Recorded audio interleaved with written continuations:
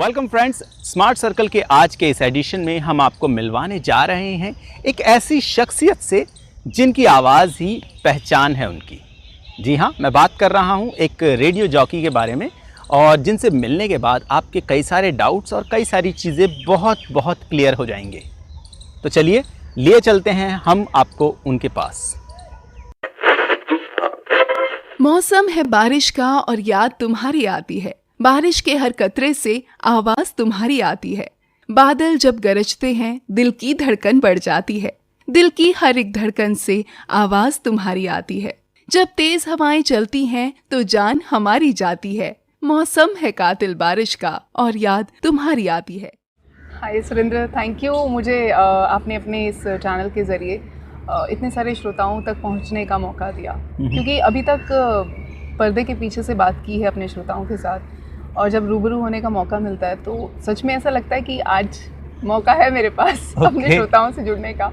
और मुझे ये भी पता है कि मेरे जब श्रोता मुझे स्क्रीन पे देखेंगे तो उन्हें अच्छा लगेगा कि ओ ये है आरजे रेखा।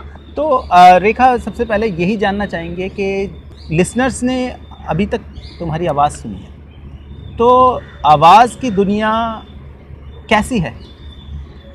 आवाज़ की दुनिया बाकी दुनियाओं जैसी तो बिल्कुल नहीं है क्योंकि ये अपने आप में एक बहुत ही अच्छा एक्सपीरियंस मैं बोलूँगी मेरी लाइफ में रहा है कि मैं आरजे हूँ। बचपन से मैं सुनती थी, जब मेरे पापा अपनी शॉप पे वो अक्सर रेडियो चला के रखते थे, तो वो रेडियो पे जब भी कोई शोज़ इस तरह से सुनते थे, आरजेस को सुनते थे, तो अक्सर मुझे आके ये बोला करते थे कि तुम रेडियो सुनती हो, क्या सुनती हो उसमें, तुम उन आवाज़ों को सुनो, कितनी मीठी आवाज़ें हैं, कितना अच्छा बोलते हैं। तो मुझे कभी कभी अंदर से ना एक जेलसी फील होती थी कि यार मतलब मैं सिर्फ गाने सुन रही हूँ और पापा किसी और की तारीफ मेरे सामने कर रहे हैं। तो मुझे ऐसा लगता था कि नहीं, मुझे भी एक दिन आरजे बनना है और किसी दिन मेरे पापा आके ये बोलें कि यस, ये आवाज़ जो मेरे घर से निकली है और ये बहुत अच्छी है, वो मेरी भी तारीफ़ करें। और सच में जिस दिन मैं आरजे बनी थी उस दिन मेरी खुशी का ठिकाना नहीं था। मतलब आज मैं ऊपर आसमान नीचे कुछ इस तरह का हिसाब था।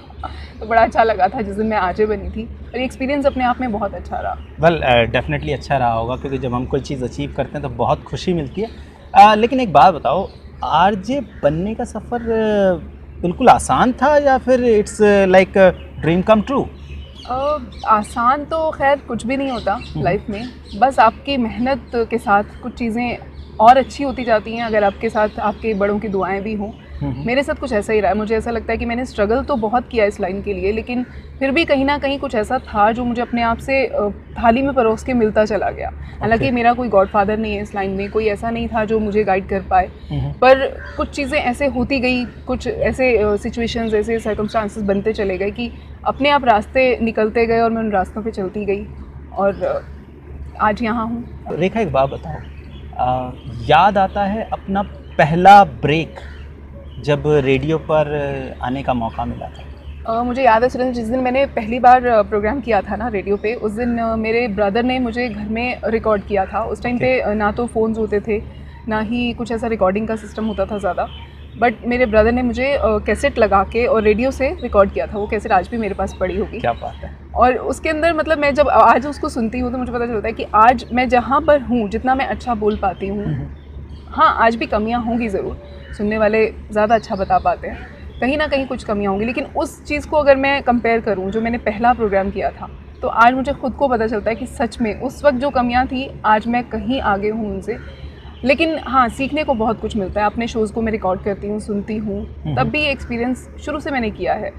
बड़ा मज़ा आता है जब खुद की आवाज़ को आप सुनते हैं रेडियो पे। जब एक सपना होता था कि इस डब्बे के पीछे से कौन बोलता है, कहाँ से बोलता है, वो मैं खुद उस बॉक्स के अंदर जाना चाहती थी। आज लगता है कि सच में मैं उस बॉक्स के अंदर हूँ और उसमें से मेरी आवाज़ बाहर आ रही है। ये मेरे लिए बहुत अच्छा है। लेकिन जिस दिन मैंने पहला शो किया था उस दिन मेरे हाथ, आप यकीन नहीं मानोगे, मैं ऐसे इस तरह से मेरे हाथ कांप रहे थे। फेडर्स मैं अप डाउन कर रही थी, मेरे हाथ ऐसे ऐसे कांप रहे थे। लेकिन जब वो शो मैंने पूरा किया उसके बाद जो कॉन्फिडेंस मेरे अंदर आया कि यस मैंने कर लिया, वो वाली चीज़ थी। ऑलराइट, ये तो तुमने बताया कि भाई किस तरीके से ब्रेक मिला, किस तरीके से अपने आप को प्रिपेयर करती हो। अब जो लोग रेडियो जॉकी बनना चाहते हैं, रेडियो जॉकी बनने में आसानी हो और कौन कौन से ट्रेट्स होने चाहिए? जब मैं स्कूल टाइम में थी ना, तो तब भी जब क्लास में टीचर कभी हमें स्टार्ट करती थी कि आप रीडिंग करो, तो मेरे हाथ में जब बुक होती थी तो मुझे ऐसे लगता था कि मैं क्लास के अंदर नहीं रीड कर रही हूँ, कहीं ऐसी जगह पे हूँ जहाँ बहुत लोग मुझे सुन रहे हैं और मुझे यहाँ पे बिल्कुल उसी अंदाज में पढ़ना है। तो मेरा अंदाज़ मुझे खुद को पता है कि ऐसा होता था। आपको ये बहुत ज़रूरी है कि आप वर्ड्स को अच्छे से बोलते हो, आपकी प्रोनाउंसिएशन बहुत अच्छी हो, आपको हर नुक्ता कहाँ लगना है, कैसे किस वर्ड में पॉजेज आने हैं, कहाँ पे आपको किसी बात पे जोर दे के बोलना है, किसी चीज़ का फील क्या है, भाव पता होना चाहिए। टंग ट्विस्टर्स आप प्रैक्टिस करिए, कोशिश करिए कि आप ज़्यादा, बहुत सारी चीज़ें होती हैं छोटी छोटी जो याद रखनी चाहिए। आप आवाज़ का खास ख्याल रखिए। हाँ ठीक है कि आपकी आवाज़ एक बार को अच्छी ना भी हो, क्योंकि वो तो गॉड गिफ्ट है, लेकिन उसको आप किस तरह से निखारें, कैसे उसमें एक अच्छा अंदाज़ डालें, ये चीज़ें बहुत ज़रूरी होती है। अगर आप नॉर्मल से किसी तरीके से बात बोल रहे हैं और अगर आप उसको एक अंदाज़ में बोलते हैं तो सुनने वाले को वो बहुत अच्छी लगती है। आवाज़ तो आप निखार ही सकते हैं, कुछ ना कुछ प्राणायाम करिए, थोड़ा बहुत कहीं योगा करिए, कुछ अपनी वॉइस को निखारने के लिए सुबह ओम का जाप कीजिए, जो आपकी आवाज़ के लिए बहुत अच्छा होता है। अच्छा, इतनी सारी बातें बताइए, अब एक चीज़ जानना चाहता हूँ। अक्सर कुछ लोग कहते हैं कि मुझ में ये टैलेंट है and I can do it, तो कितना ज़रूरी होता है ट्रेनिंग लेना, और स्पेशली आरजे या एंकर बनने के लिए? बिल्कुल, हर काम को एक तरीके से, एक सलीके से करने के लिए ज़रूरी है कि आप उस फील्ड को अच्छी तरह से जानें।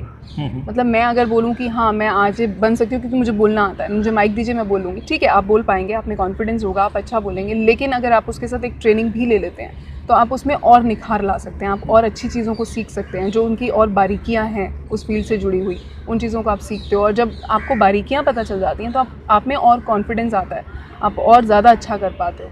ट्रेनिंग हर चीज़ के लिए बहुत ज़रूरी है। अगर आपको एक अच्छा गुरु मिल जाए सिखाने के लिए, जो आपको बता पाए कि इस चीज़ को आप ऐसे करिए तो ये ज़्यादा अच्छी लगेगी।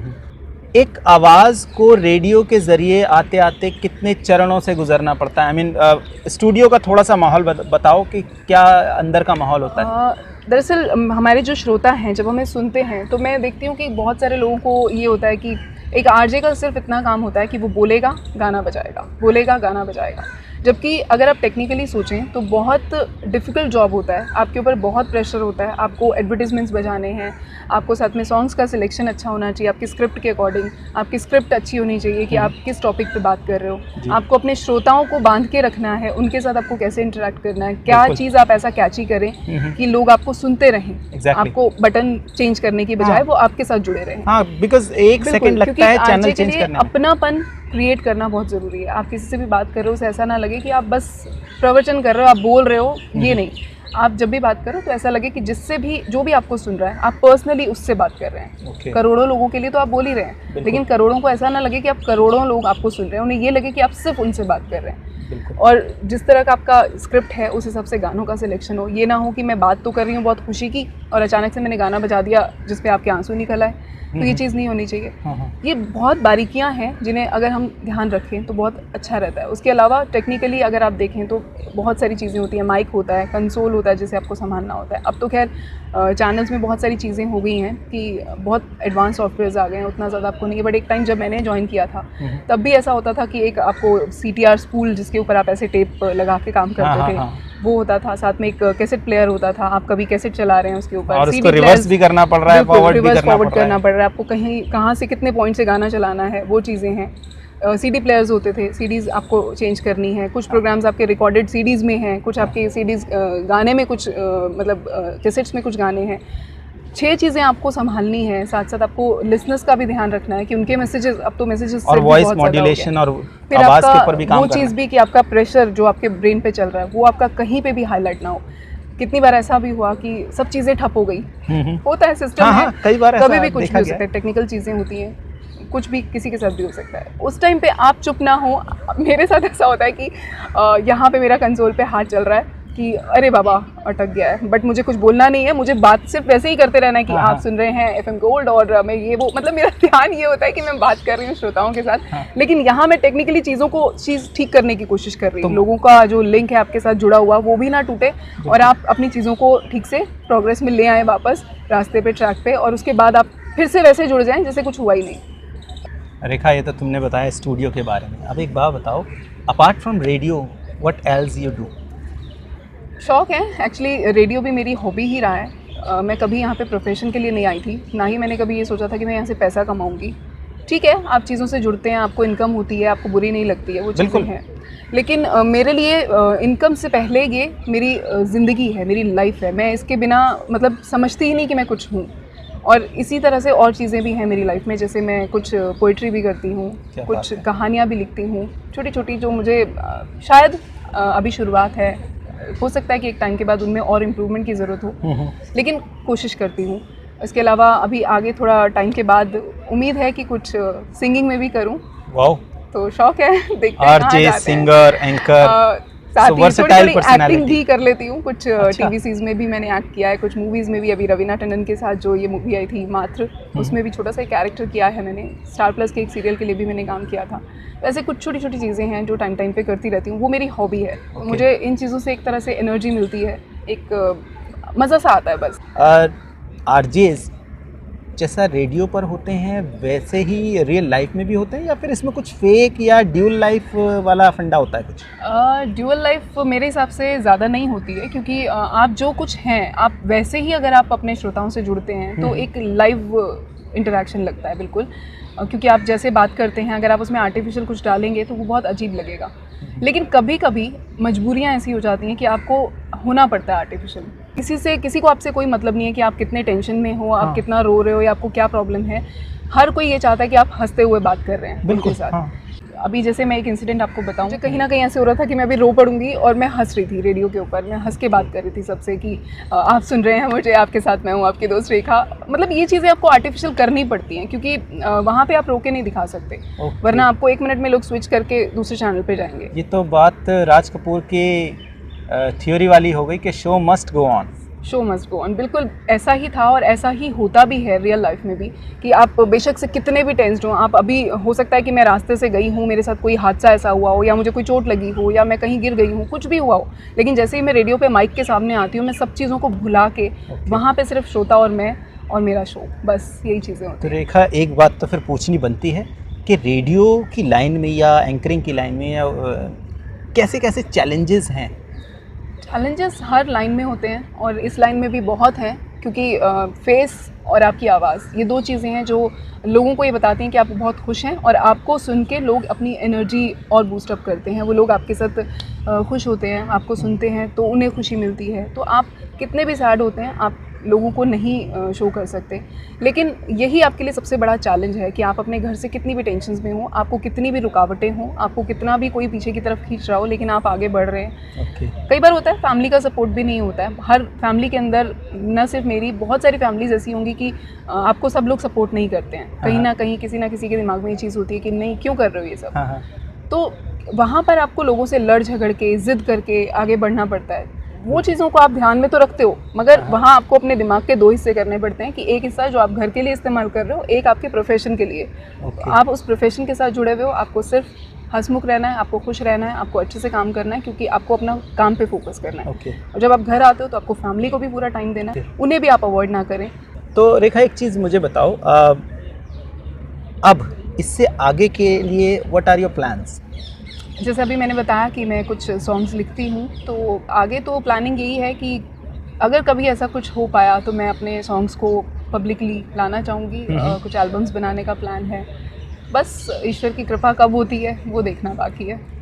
रेखा, रेडियो के बारे में बहुत सारी बातें बताई, अपने करियर के बारे में बताई। अब एक चीज़ ये बताओ, रेडियो या आवाज़ की दुनिया में आना चाहते हैं, उनके लिए कितना बड़ा स्पेक्ट्रम ओपन है? देखो, अगर आप आरजे बनना चाहते हैं, अब तो बहुत सारे प्राइवेट चैनल्स भी हैं, बहुत सारे रेडियो के, ऑल इंडिया रेडियो के चैनल्स भी हैं। आप में अगर क्वालिटी है तो आप सबको कम्पीट करके आगे बढ़ सकते हैं। कंपटीशन नो डाउट बहुत टफ होता है, क्योंकि आज के टाइम में, एक टाइम ऐसा था जब इस फील्ड के बारे में ज़्यादा लोग नहीं जानते थे।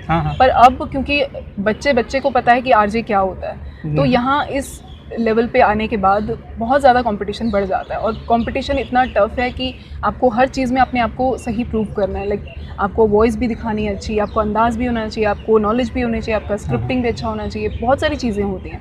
तो आप हर तरफ से अपने आप को अगर बेहतर बना के आगे बढ़ते हैं, ट्रेनिंग प्रॉपर लेते हैं, तो आप आगे जा सकते हैं। और न सिर्फ आरजेइंग, आप आवाज़ की दुनिया से अगर जुड़ना चाहते हो तो वॉइसिंग भी एक फील्ड है जिसमें आप जुड़ सकते हो।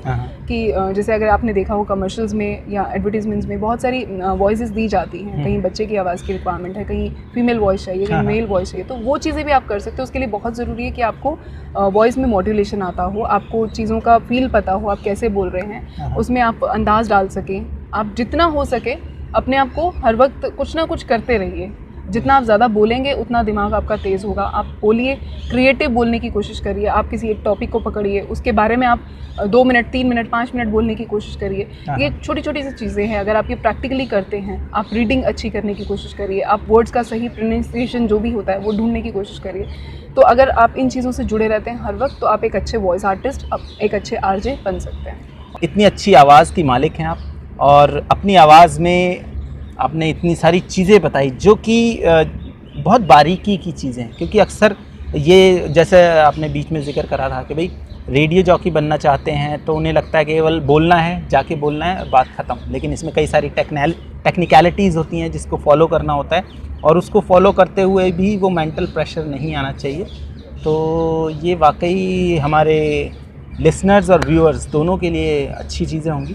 तो रेखा, अब क्योंकि हम अपने प्रोग्राम के आखिरी पड़ाव पर हैं, तो जाते आते अपने लिसनर्स को और अपने व्यूअर्स को क्या कहना चाहो? यही बोलूँगी कि क्योंकि आवाज़ की दुनिया है और आवाज़ के साथ आप जुड़े हुए हैं, तो फ़िलहाल तो आप शक्ल के साथ जुड़ चुके हैं, तो बस ऐसे ही आप आवाज़ और शक्ल दोनों के साथ जुड़ते रहें। इस फील्ड में जितना भी स्कोप है, अगर मुझसे तो कोई गाइडेंस आप चाहते हैं तो ज़रूर मेरे साथ जुड़ सकते हैं। आप आपके चैनल के ज़रिए आप मेरे बारे में जान सकते हैं, आप मुझसे ट्रेनिंग भी ले सकते हैं। आपको जितना भी हेल्प चाहिए हम लोग इसके लिए हैं। जो लोग भी इस फील्ड से जुड़ना चाहते हैं ज़रूर मोस्ट वेलकम वो आएँ, लेकिन अपने अंदर एक पूरा कॉन्फिडेंस लेके वो आगे बढ़ें, और ये मान के चलें कि यस, ये एक चैलेंजिंग जॉब है, इतना आसान नहीं है जितना देखने में लगता है। इतना मुश्किल भी नहीं है कि मैं ये बोलूं बताया जा रहा है, बताया जाता है, जताया जाता है। हाँ। बिल्कुल, इतना मुश्किल भी नहीं है। तो अगर आप में जज्बा है, आप आगे बढ़ने का रखते हैं अपने दिल में एक जुनून, तो आप ज़रूर आगे जाएंगे। आवाज़ की दुनिया से जुड़िए, और इससे अच्छी दुनिया मुझे नहीं लगती कि कोई है, मैं ऐसा मानती हूँ। तो मेरे लिए तो मेरी आवाज़ भी पहचान है, गर याद रहे। बिल्कुल, गर याद रहे। हम उम्मीद करते हैं कि आपको स्मार्ट सर्कल का ये प्रयास अच्छा लगा हो। शुक्रिया।